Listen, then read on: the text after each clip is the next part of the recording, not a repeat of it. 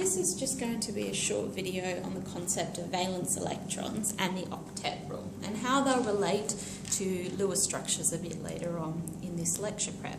So the concept of valence electrons, becomes very important when we're talking about bonding and also how different atoms behave in different like reaction conditions, for example. So valence electrons, I'm going to use this abbreviation, electrons. So it's the number of electrons in the outermost shell. Okay, so what that means is it's the electrons that on the very outside of a shell, or the one that has the highest number.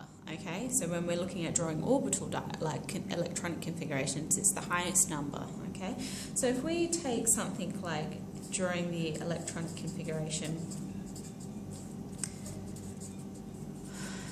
of carbon, for example. Carbon, if we go to our periodic table, carbon has 6 protons and therefore has 6 electrons, okay? So the number of electrons is 6, so we need to make sure we write electronic configuration has 6 electrons. So carbon, we start off obviously filling up the 1s orbital first, and then we go to the 2s orbital, so we've used 4 electrons so far, so we go to the 2p orbital. Okay, so we have 2 electrons in the 2p orbitals. So that accounts for the 6 electrons. But what are our valence electrons? Are these ones here. Okay, so carbon has 4 valence electrons. Okay, so they're these ones here. So the 2s and 2p orbitals are our valence electrons, okay? So it's the highest number, that's our valence electrons. So 2 and 2 in front of the s and p orbitals, so 4 valence electrons. Now, what you may have picked up when you're actually looking at different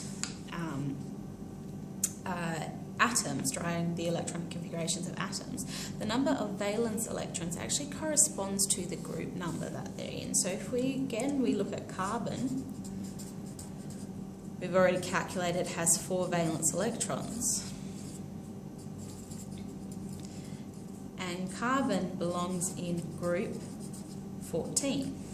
Okay, nitrogen has 5 valence electrons,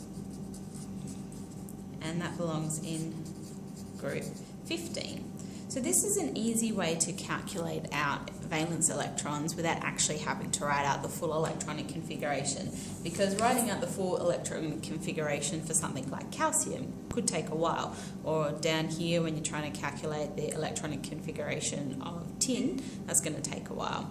So what we always do is we refer to the group number. So if I was to say, let's calculate out the number of valence electrons of aluminium, aluminium belongs in group 13, okay, so therefore has 3 valence electrons, okay, so it's the last digit, alright, so group 1 has 1 valence electron, group 2, 2 valence electrons, and this only occurs for main group elements. So what I mean by main group elements is groups 1, 2, and groups 13 to 18, okay, so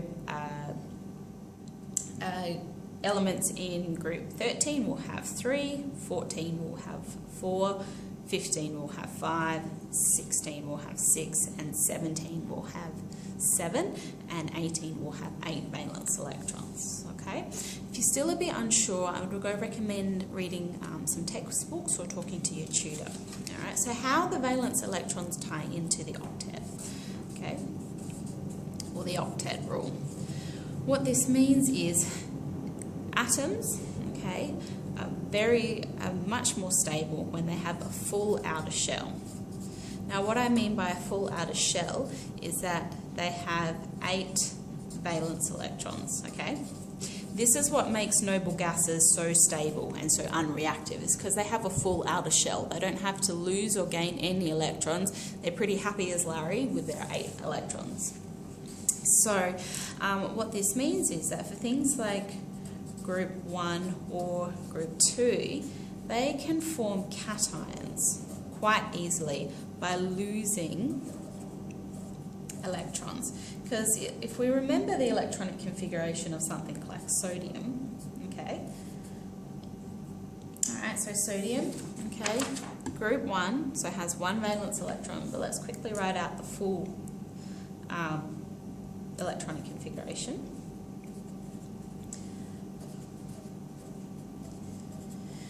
What happens is that this is quite easy to lose, this one electron, and here you'll notice we have a full outer shell. We have 8 valence electrons, okay? So it's easy to lose that one to become sodium plus that has a nice stable outer shell.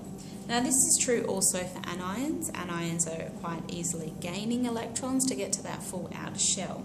Now what this means is for things like carbon and nitrogen, so the compounds that sort of sit in the middle of this table here, what they can actually do is share electrons between them to satisfy their octet for both atoms. Alright, so this is where your Lewis structures are going to help you understand how the valence electrons and how the molecule actually fits together, so all the atoms satisfy their octet. If you're still unclear, again, talk to your tutors and ask some questions of your lecturers, and also have a read of your textbook.